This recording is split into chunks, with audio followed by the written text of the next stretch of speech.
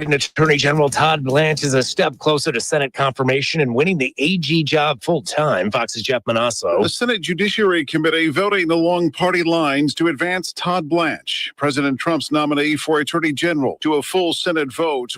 Republicans call the former federal prosecutor and current acting AG well qualified for the job. Democrats disagree. New Jersey is suing Amazon, accusing the company of being a monopoly and not taking care of its delivery drivers. New Jersey AG Jennifer Davenport posed the question in a produced social media video. We all get Amazon packages delivered to the door, but have you ever thought about how this multi-trillion-dollar corporation treats its drivers? Amazon spokesman Steve Kelly responded to Davenport's lawsuit, saying her claims are just wrong. Fox's Gernal Scott, America's listening to Fox News.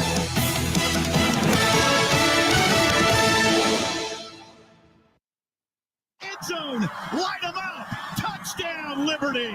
The atmosphere at a game is amazing. It is like family. I've been a season ticket holder for 14 seasons. The atmosphere is electric. On the near sideline. It's an experience you look forward to every week. I like the pageantry, the band. The pride of knowing that this is our university. 2026 Flames football season tickets are on sale now. Get yours at lufootball.com. When a child is struggling with their mental health, the adults around them can make all the difference. Parents, teachers, coaches, anyone who shows up in a child's life. Because in those tough moments, kids are looking to the grown-ups around them for support. If you're at school having a bad day, you just don't want to do anything. I just get these thoughts like, do better. All my little emotions in my head is just running crazy. I don't know what to do. As a teacher or coach, do you ever feel overwhelmed? He's just in tears in the huddle. I was like, what's wrong? And he's just like, I'm just so frustrated. And I didn't know what to do. None of my undergraduate studies talked about mental health. Teachers need tons of help.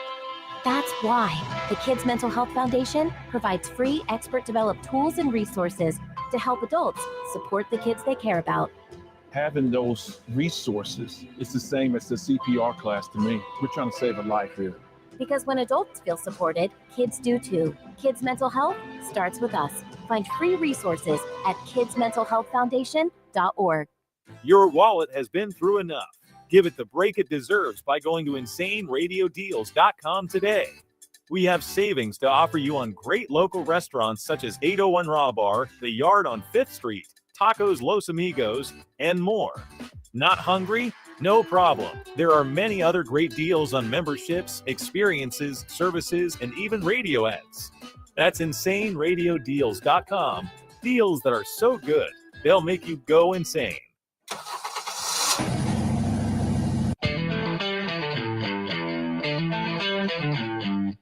You're stepping into the fast lane on the VTRN Sports app. 93.3 FM and 1320 AM Lynchburg, and asking your smart speaker, open VTRN Sports Lynchburg.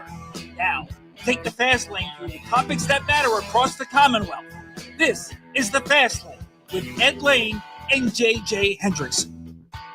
'Twas the night before Campmas, and all through the house many players were stirring, coaches scrounging about, with visions of paydays, victories, and more. Everything else prevents them from being able to snore. The goal at the end is to be able to score and look at a board that has more. All right, that was not very good, but I don't mind making a fool out of myself to start the fast lane. I don't know. I like that. Did you just write that today? I have done like variations of it on our TroStLaw.com fast takes, and I am pumping my fist because that's a man who has self-discipline to know that it's not for him. Look, we have guests like Paul Stone, pro handicapper, and others. That's their thing. It's not a vice as much as it is a financial decision and pathway for them. I can believe there's some nuance there when it comes to that. But for people that just lose money off of it and can't help themselves, it's a vice. It's kind of like drinking. I'll get religious for 10 seconds. The Bible doesn't say there's anything wrong with drinking. It's when it takes over you, and it's very a blurred line and very easy for that to happen, that you have to be real careful. It's just the reality of the world. So I applaud that. Now, we might do a segment then. So you like doing predictions. We might do a segment on that. Yeah, I absolutely do. I mean, I'd like to think I'm right more often than not, but I mean, at the end of the day, you never really know. You just got to put out what you got to feel. The best part is with these predictions, like, I mean, for me, my theory is never bet more than you can afford to lose. Like I'm actually fortunate enough when it comes to football, I've done pretty well. When it comes to every other sport, not so well. Learning those realities of life. So football, you can make an argument for me. There's some strategy involved and there's some financial decisions.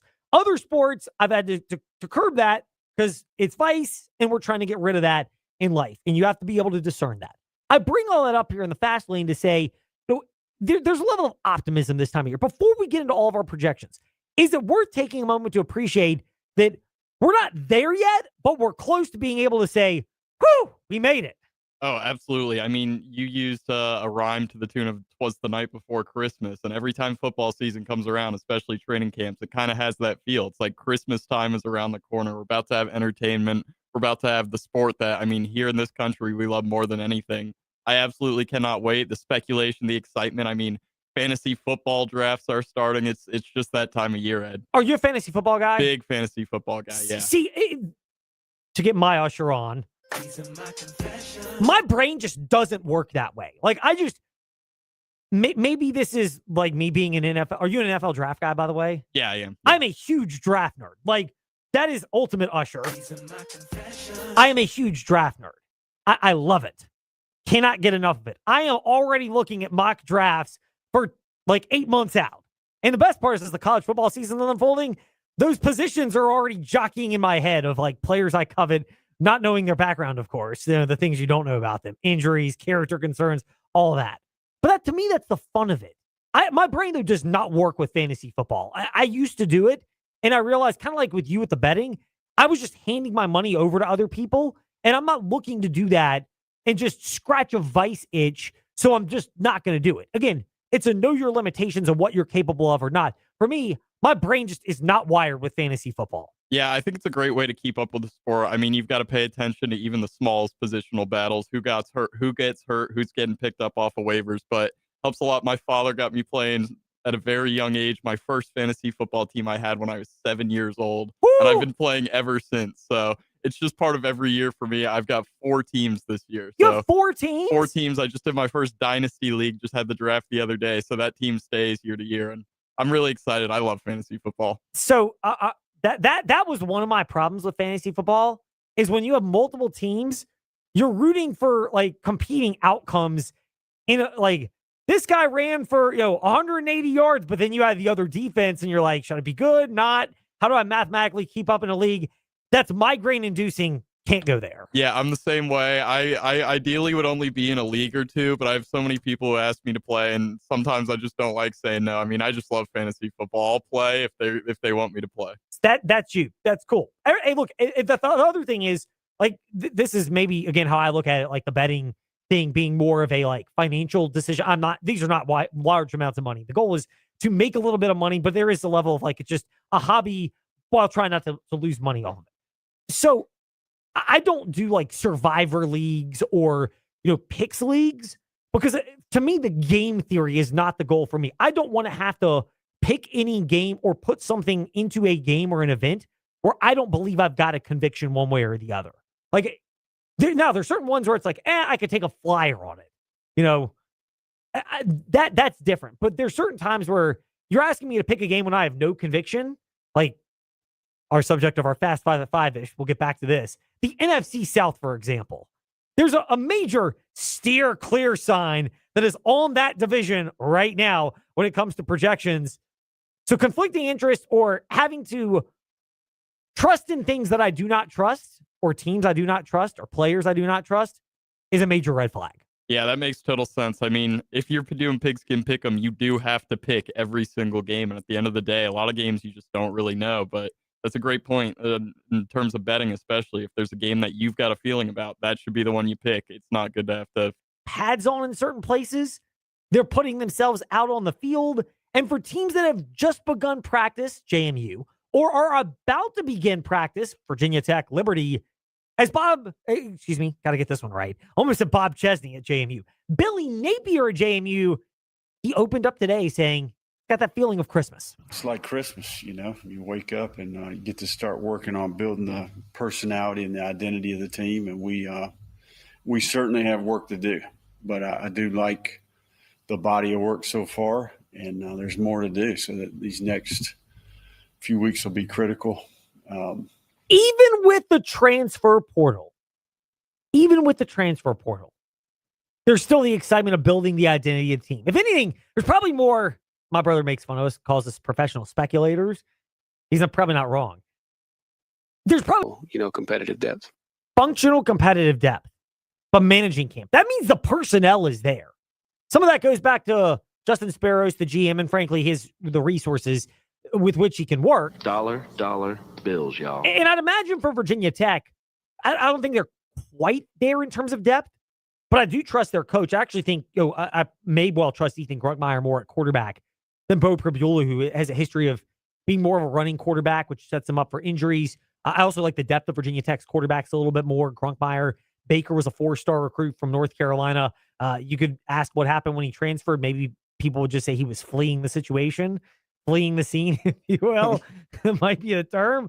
But the ability to envision now Virginia functional depth, excitement for JMU, Tech, Liberty, that's where fans can start to go, I envision how this season plays out in the best case scenario. And for a couple of the schools, like Virginia Tech, they're probably going to start 1-0. They open against VMI. Others, look, one of the two that we cover is going to start 1-0. The other's going to be 0-1 because Liberty's at JMU in week 1. I'll be there. And Virginia has NC State, which is not a gimme game, in week 0. I'm slated to be there for that one as well. Crushed on the Embrace debate shows.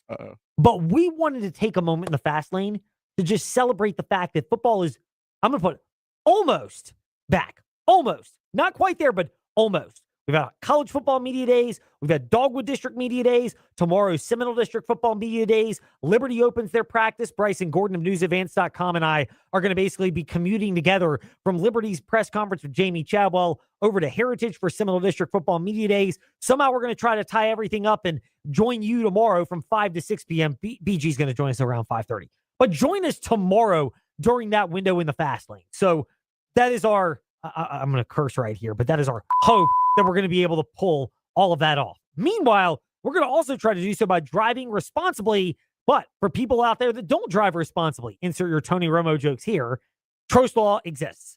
777-HURT and TrostLaw.com. They have been serving our Commonwealth for not 1, not 2, not 3, not 4, but over 4 decades, since 1982. They hope that you never have to call them at 777-HURT. They hope you don't have to visit TrostLaw.com. But if you're in an auto accident and need their services, that's where they can help at 777-HURT and TrostLaw.com. Now, other topics in the Fast 5 at 5-ish. I almost said what the HE double hockey sticks. We're going to curb it here. What in the world are they thinking? Firing the broadcasters because they have ties to the prior. What does that have to do with trying to put on a winning product? That's utterly ridiculous. I mean, you think about it. Is he acting like the head coach is who picks the broadcasters and hires the broadcasters? Like they're part of building the team? I don't understand this at all. I mean, does this not feel just strange as a whole? I've never heard of anything like this in my whole life. If Luke Murray comes into my office with that suggestion, I might get in trouble for playing a clip from a rival A-list actor or movie at least. But this would come out. What you just said is one of the most insanely idiotic things I have ever heard. Luke Murray thinking that firing the basketball broadcasters at Boston College has something to do with your ability to win basketball games. What the HE double hockey sticks are we thinking if that is our line of thought? This is the example. By the way, Luke Murray is not doing anything that already been where he has put that on paper. He was a hold in with the Falcons, so I'd imagine this contract has officially been signed. Good news for the Atlanta Falcons. Short enough term, paying these guys, I think you could still argue, at $25 million a year, premier running backs are underpaid when you look at the fact that top wide receivers and even second wide receivers are making $30 to $40 million per year. Yeah, I mean, this is absolutely great from Atlanta. I said the other day that I think Bijan is the best running back in the NFL. I don't think anyone has the same kind of ability that he does to make a man miss, and he's just dynamic. There's days he could be the whole offense on his own. He can catch passes, he can get outside, he can run inside between the tackles. He's unbelievable. This feels like great value. I know 25 mil is like a higher number for a running back, but Bijan has so much talent. I would pay this 100 out of 100. There are a lot of situations where these 3 to 4 year deals are the type of deals where the player wants to be able to go back to the open market. Even though, you're 3 years into your deal, I would imagine these years are tacked on to the end of the rookie deal. And he and Jahmyr Gibbs, who's the holdout, and he'll get a contract, I'd imagine, soon in Detroit. But they've got this year coming up, the 4th year. They'll have the 5th year option and then the extension years. By the end, they're going to replace Tony Romo on the top team. If Romo does not return, the job could go to either Watt or Greg Olsen. We kind of toyed with that idea as well in the fast lane. Ours was more speculation of not reporting, but Olsen has done a fantastic job. I think either one of them would be worthy of it. Olsen, you kind of hate it where maybe he's just cursed to the number 2 team. Watt's going to get an opportunity to work with Nance. So if you were to tell me at some point where it goes, even with preseason games, I think there's going to be a trial run. And if it looks good, I think there's a settlement in there where it could come. $72 million left on the Romo-CBS deal. Romo's going to probably argue that he can't be fired with cause. CBS may look to the morals and ethics even of this, even though it may be a stretch. But we've kind of mentioned that before.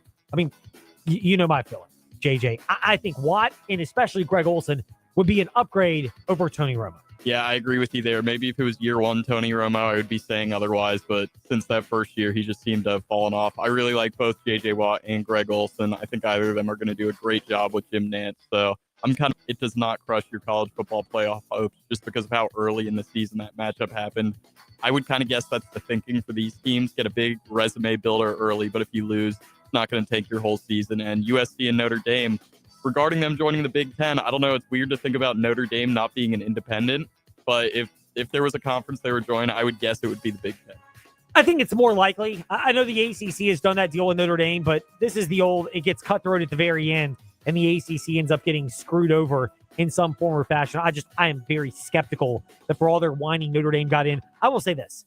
If Notre Dame leaves the ACC and goes to the Big Ten, and they're the only team that's able to leave a conference and everyone else is stuck in the ACC, can we kick Cal and Stanford out? Because Notre Dame is the one that basically begged the ACC to take them. And if Notre Dame is going to break their tie with the ACC, can we middle finger the geographically quirky fits of Cal and Stanford when no one else seems to want to go there? Yeah, I mean, Cal and Stanford playing in the Atlantic Coast Conference has always been just silly to me. And if Notre Dame's the one who pushed them and they leave, I don't see any reason why we couldn't get them out as well. My man, I like that you agree with that. Meanwhile, when we return in the fast lane, we mentioned Christmas. Forget. At Maaco, you'll get an honest assessment of your repair work by trained, certified professionals. You'll get the choice to pay with insurance or out of pocket, whichever makes sense for you. So if you have an insurance claim, get a second opinion at Maaco on Kemper Street in Lynchburg. A message from Joshua Jackson, actor and Fair Volunteer Ambassador. Food allergy is a serious, life-threatening disease that impacts over 33 million Americans. When your immune system sees certain food proteins as a threat, every bite matters. But here's the good news. There have been advancements in the treatment of food allergies, and with one voice, we can create better awareness. Because in the FAIR community, the disease doesn't own us. We own our journey. Talk to an allergist to understand your options. Visit foodallergy.org/empower to learn more. Your bank account just called. It would really appreciate it if you stopped paying full price. There's no better place to do just that than InsaneRadioDeals.com. There, you can find big-time savings on deals like Rise Up Climbing memberships, radio advertisements, great local food and experiences, and even Liberty University football season tickets, some at more than 50% off their list price. That's InsaneRadioDeals.com. Deals that are so good, they'll make you go insane. Hey gang, this is Bud Foster, former defensive coordinator for the Virginia Tech Hokies. Join me for Foster and Friends, Saturday 9 to 10 a.m. on VTRN Sports 93.3 FM.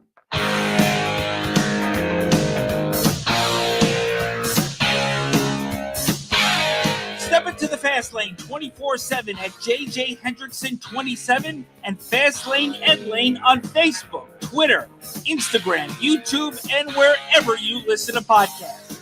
Now, back to the Fast Lane. Pro circuit, I actually took we went with my in-laws and my wife and my daughter and my son. We went up to New York Giants training camp. My in-laws are big Giants fans, so we went up to the Greenbrier, and that experience was awesome. So I was like, the weather was perfect, 75, nice little breeze, and then come back into this week, you go out on the high school field, and we're out here on the turf, and the humidity's cranked up, and we're waiting for our first couple of days and to go full pads. We're doing the helmets only kind of deal right now, and having to keep track of the humidity factor and the storms. Of course, it hasn't rained in a while. It's been a drought, but here this week we've got pop-ups kind of coming around everywhere, so we're not going to curse the rain, but it definitely throws a wrench into practice plans, and with Coach Cruz and his staff and the players and our training staff getting going. But the buzz is great, man. You could feel the energy, just the ins and outs around the community, people talking. What's it going to be like this year in the Seminole? What's it going to be like in Region 4D? A lot to be excited about. We're anxious, man. What is an athletic director's role as camp gets started we can get to other sports in a moment, but what's the athletic director's role as camp gets started for football? Well, honestly, I always say, like, when I'm doing my best job is when you don't notice things, right? So, like, we have a brand new system that has taken the ourschool.org or the seminoledistrict.org, the program, the engine that all the state used, the VHSL and the public school ranks used to do our eligibility, to do our rosters, to do our scheduling, was bought out by Arbiter. So the entire state is going through a transition. And I will say that this transition has been pretty sizable. And even for ADs who've been around, and I'm going into year 5, it's a change for everyone. So that part between, what we're doing here in the office and what they've got going on down there, it's a pretty sizable thing. I was joking with another AD. It's like, man, it's almost like starting over, at least in the setup world of when it comes to eligibility. But we've also got to make sure that we show up every day and we do things the right way, both on the field and in the classroom and in the community. You mentioned the target on the back. A lot of people would imagine that JF, LCA, and Heritage have been the 3 teams the last couple of years that have all kind of hung out there at the top of the Seminole District. How much does that factor into the team's mind, your minds, and frankly, fans when you're speaking with them about the fact that those are 3 teams that are earmarked, it seems, every year? I'm not going to put any bulletin board material out there. As an old coach myself, I'm not going to give the opposition to something to hang up there. But I will say, it takes when you're doing things right is when you get the target on your back. When you're having success, no matter what sport it is, there's that target on your back, and I do think that we relish it. I would put up our Friday night experience in Sabre Stadium with anyone in the area or beyond, just because. But we love having our crowd here, our home community supporting these Cavaliers on the field. And I tell you, we've done things a little bit different. Traditionally, our first home game has been the military appreciation game, but with Mount Airy coming up from North Carolina, who I will say that they were amazing hosts, and it was an amazing Friday night atmosphere in North Carolina last year. With military appreciation and us playing on 9/11, it just felt like the right thing to do to have military appreciation on 9/11, with Mount Airy coming up here for the first time to see what it is that we bring to the table, because they had an awesome atmosphere where the town kind of shut down and everyone showed up for the game. And of course we came on the upper end, but they have a rich football tradition there, but we're not looking ahead to that game because we got Stand River before that in our first home game, when it'll be rec night. So I'm sure it'll be plenty packed. I'll make sure that all the coolers are stocked and the hot dogs are ready and all the good stuff that happens on Friday night here at Sabre. We're chatting with Jefferson Forest Athletic Director Jeremy Sink. We'll have JF Cavalier football coming up. Our first kickoff is August 28th, but we might do a game in between there. This year, because that's going to be something that comes next year. But this year, everything Seminole District-wise, Region 4D-wise is all set up the same as it was last year. So, the table is set, and we're ready to go and get to work and just show not only what we're about on the field, but what the experience is like here at Sabre. So, Jeremy Sink with us here in the Fast Lane. A reminder for those that are out there, high school football regular season action kicks off Friday, August 28th. JF is at Gretna. That's going to be our game on our sister station, 100.9 Lynchburg, 95.3 Bedford, and the Virginia's Talk Station app. Or if you've got the VTRN Sports app, just click in the top left corner on the options and it'll give you other stations, and it's fairly self-explanatory from there. Jeremy, you mentioned a lot of other things that are in the works when it comes to putting all of this together on a schedule. What we have not had a chance to discuss with you, though, today here in the Fast Lane have been the other schedules of the other fall sports. Golf just got underway. I'm partial to cross country because I used to be a runner. Volleyball is happening in the fall. We've heard about the success of JF Sports in the spring. We can look at the winter whenever that time comes. But how poised is JF and how poised is the Seminole District as a district to be strong in fall sports across the board? Well, just to give you a recap, Ed, last year we had a 72 winning percentage. That's all of our sports across the board, and 12 district championships, 3 regional runner-ups, 3 region champs, and we were state theater champs last year. So between all of our sports and activities, we're where we want to be. We want to keep pushing the needle up.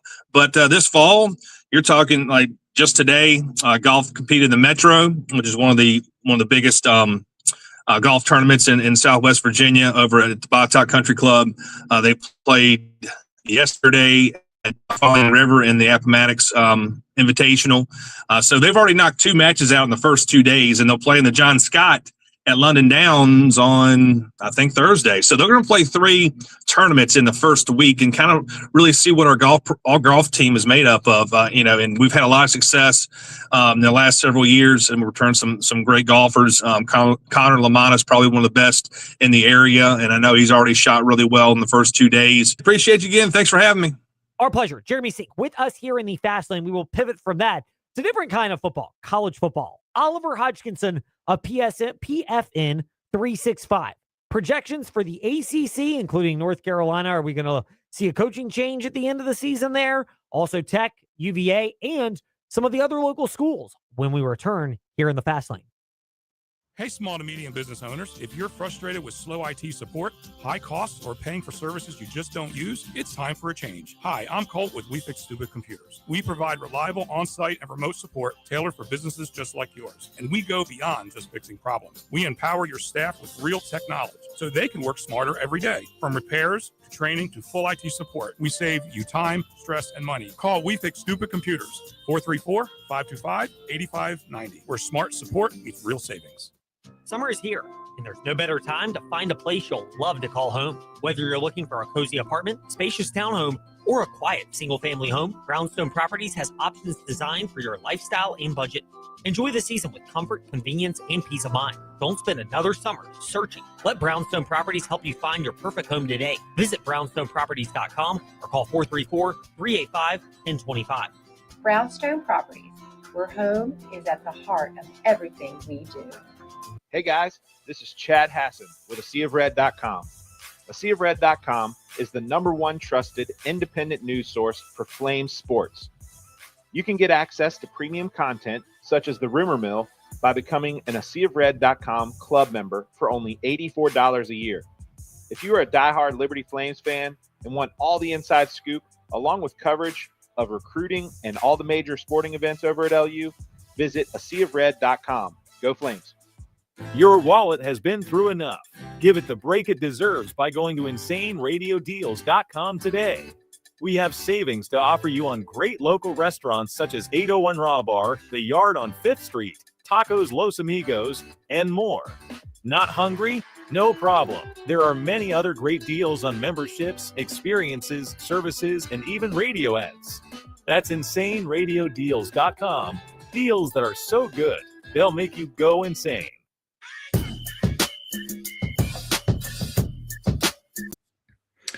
I don't know about it being Miami and then everyone else. I think Miami is the top team. And Ed, let me just say thank you for having me back on the show. It's great to be back. I enjoy this every time we get together in video this time, usually just over the airwaves. So it's nice to be on video as well this time around. I think Miami is clearly the best team in the ACC. And you look at this team versus the team that made it to the college football playoff national championship game a year ago. And I think this is a team that got better at quarterback. I think Darian Mensah is a better quarterback than Carson Beck. Kind of ever has been, really, and that might be a big claim for a lot of people, but Darian Mensah is going to turn some heads this year. And then you bring back wide receiver Malachi Tony, you bring back running back Mark Fletcher. A lot of questions on the offensive line, obviously, for Miami. I think that's the big thing going into this season is you're going to have a true freshman starting at left tackle. They've had to replace nearly the entire offensive line, and obviously that raises a big question mark. How quickly can that offensive line gel? But when you've got players who can do the things that they can do with the ball in their hands, like Darian Mensah, like Malachi Tony, like Mark Fletcher, that is a significant threat to any team in the country. But I think SMU is kind of right there behind them. You know, they've got arguably one of the best right tackles in the country in PJ Williams. Kevin Jennings is a guy who's really starting to pick up a lot of national buzz as a quarterback who may be one of the best in the country, a truly electric dual threat who can really sling it. So I think it's Miami, then it's SMU. I think you mentioned Louisville there. Like Jeff Brom always has his teams ready to go, ready to play good football, always has a reclamation project at quarterback. And I think we see that again this year. He brings in a guy, Lincoln Kienholz, who is who's never really had a fair shot at a starting opportunity in college football. And now he goes to a guy like Jeff Brom, who we've seen what he can do with quarterbacks. So I think those are the top three teams. And then there's a lot of anything can happen and anything can go from there down to some of the teams who maybe won't fare so well this season. You mentioned teams that won't fare well. We'll actually ask this of that top three cluster in the ACC, Miami, SMU, then Louisville, in the minds of Oliver Hodgkinson of PFN 365. Out of that group, if one of them is going to have a subpar season relative to their preseason hype, who is it? I think it's Louisville. I don't see that there is a way that Miami or SMU don't live up to the hype. I think Louisville, the hype isn't quite there. It's kind of more of we've seen it year in year. Maybe the hype isn't there going into the season and they're there or thereabouts. And they've got a lot of talent on that team. Like you look at a guy like Clev Lubin on defense who came from Coastal Carolina a couple of seasons ago. He might be one of the best pass rushers in the country. So there's a lot of talent. This is the Bill Belichick chaos. Where do you look at that grouping and go, Ed, you might be onto something, or Ed, get off of something? I think you're onto something with all three. And for Florida State, it starts with Mike Norvell, a guy who I think if he didn't have such a big buyout hanging over his head, could possibly have gone at the end of last season. So much pressure on Mike Norvell going into this season for FSU, and a lot of question marks still to be answered in terms of the talent that's on that roster. Like there's a lot of great players. You look at Deuce Robinson, the wide receiver. You look at Mandrell Desire, the defensive lineman. Lots of talent on this FSU roster. Like if Mike Norvell can't get that team out of the start, like it's there just to spiral even further out of control. Like the circus is gonna, like the monkeys are all escaping the circus. I don't know. There's a good analogy in there. There's a good analogy in there somewhere, but like this off-field circus, if it then carries over onto the field and the performances aren't there like they weren't last season, like that TCU team's really strong as well. Like they could be onto a hiding in Dublin, and Bill Belichick could be sat in Temple Bar drinking Guinness for the rest of his life. Yeah, he might not even fly back over. He might be hanging out with you afterwards, Ollie. Exactly. Probably not what he wants, but you might gain a lot out of it. I don't know what he would want it for. I'm sure we can pass some mutually beneficial information and expertise across to each other. No doubt about it. Oliver Hodgkinson of PFN 365 is with us here in the Fast Lane. Ollie, enough of the negativity. Optimism. It's there for Virginia Tech with James Franklin. Are you of the belief it's going to click really early for James Franklin, or this may take a little bit of time in year one? I don't think it'll be a disaster, but it may take a little bit longer than Hokie fans anticipate. Yeah, I think it's a tempering expectations. I think you hit the nail on the head there, Ed. It's how quickly can this come together, and the expectation is for James Franklin that it comes together really quickly. They've done a lot in the transfer portal, and obviously you need that's going to take time to gel, and the cohesiveness. And again, like the quarterback situation, I harp on about the quarterback situation because it does matter. Like for every team in the country, and for Ethan Grunkemeyer, like there's that familiarity with James Franklin. but there's also like he hasn't got the most experience, and from what we have seen of him on the field, he's not a quarterback so far that's really blown the doors off people's imagination.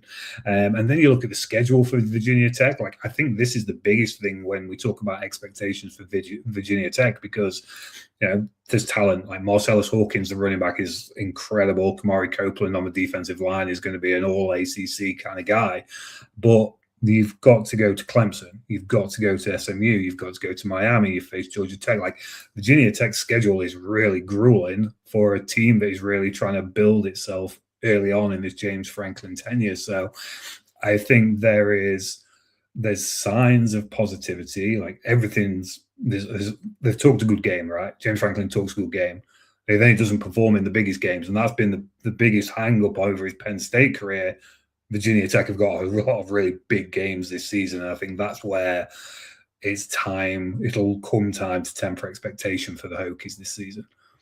Meanwhile, for Virginia, are you of the belief that they're destined for some kind of regression given how last year went, but it's only going to be so much? Or are you of the belief that they can exceed expectations for this year and match what they did last year? Yeah, it's difficult for Virginia, right? Because the only way up is winning the ACC championship, right? And as we've discussed already, there is a lot of roadblocks to them winning the ACC in 2026. There's Miami, there's SMU.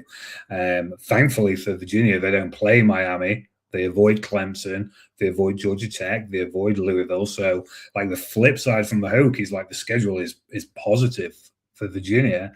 The NC State game, which was a great opportunity for the players to go to Brazil, experience different, completely different cultures and everything. But from a football perspective, you take what was a grueling trip to Brazil and you turn that into a home game against NC State in week 0. And again, that's another positive on the schedule front. Return great talent, really important talent, like linebacker Cam Robinson, lots of pieces on the offensive line. But again, like, not to sound like a broken record, but the quarterback situation, like, how confident are you in Beau Pribula from Penn State, a guy who, he looks the part as a dual threat quarterback at times, but he's also quick with an interception and not particularly like a lot of experience for a guy when you go from having Chandler Morris last year, who was one of the more experienced quarterbacks in the country, in the whole of college football, like, to then go to a guy who has played some games at the top level, has looked good sometimes, but has also been inconsistent and has thrown interceptions and is coming off a pretty significant injury as well. Like, that's a significant question mark. But I think if you ask me to say which of those two teams, Virginia and Virginia Tech, would be closest to their preseason win projection, I would say probably Virginia. Last one for Oliver Hodgkinson. We'll kind of do a 2-for-1 here to wrap up our chat with Oliver Hodgkinson of PFN 365. Liberty in Conference USA, JMU and ODU in the Sun Belt. How do you project what they're going to look like in their week 1 opener, Liberty JMU, and the season, all 3 of those Virginia area schools, just given the amount of roster transition and turnover at that level? Yeah, JMU's the interesting one, right? Because I've talked about this on a couple of podcasts where I'm like, JMU to me should have been a program that went and got a head coach that was up and coming, like a real top tier FCS guy, or a coordinator who is on the rise. To get Billy Napier, like, for me, was a weird one. But this is a guy who's had so much success at the Sun Belt level, right, when he was at Louisiana. So there's a huge transfer portal class, a complete roster tear down and rebuild. I think if you look at the 3 teams versus preseason expectation, I think it's Liberty will be the team that the one who can be the closest to what a lot of people think they can be. Coming off a disappointing year, Jamie Chadwell obviously had the health scare that he had last year. He even talked about during Conference USA Media Day that, like, that was a little bit, although they tried for it not to be, it was a little bit of something that kind of got in the way. And that sounds sounds like a terrible way to phrase it, but I think they were pretty much his words, where like it was something that had an impact on their 2025 season. I fully expect Jamie Chadwell to be a guy who bounces back from that, leads this Liberty team to being a Conference USA front runner comfortably. I think there's more teams in the Sun Belt who could challenge JMU than there are teams in Conference USA that can challenge Liberty. And I'm really excited about Liberty's quarterback situation. Like, they've got 3 guys who, when they're on their game, they can be awesome. Like, you look at Ethan Vasco, he was a liability at times with interceptions, but he also battled injury. The game against Delaware, he was awesome. Deshaun Purdy comes to Liberty from Wake Forest, but when he was at Charlotte, like, this was a kid who in his first year at Charlotte was extraordinary to watch. Like, again, needs to rein in the interceptions, but like a real legit arm. He can sling it. He's a true drill threat. And I think he'll find his level. It sounds like he's expected to win the quarterback competition. And I think that's very exciting for Liberty, who bring in Kanye Udo, the ex-Army and Arizona State running back, to replace Evan Dickens. So I think when you look across the 3 rosters, the talent that's replaced, the talent that's departed, the coaching staff, everything factored in, the schedule. Like, I think Liberty by the end of the season will be the team that's closest to preseason expectations. But that week 1 game, Liberty JMU, and then Liberty against Coastal Carolina, the Jamie Chadwell Bowl. I think is going to be 2 games that really define what the Flames can be this year. Great way to end it with Oliver Hodgkinson of PFN 365. OJ Hodgkinson, Twitter, OJ Hodgkinson, Instagram, Hodgkinson Sport on Twitter. Ollie, always glad when we can catch up in the fast lane. We appreciate you making some time for us today. Thank you very much. Cheers. Thanks, Ed. Our pleasure to chat with Oliver Hodgkinson and wrap it up on W227BG Timberlake, WVGM Amherst, WMNA, Gretna, Danville, Southside, the VTRN Sports app, and Fast Lane, Ed Lane. However you consume podcasts and on social media. Now, on to Freddie and Harry, joined in progress.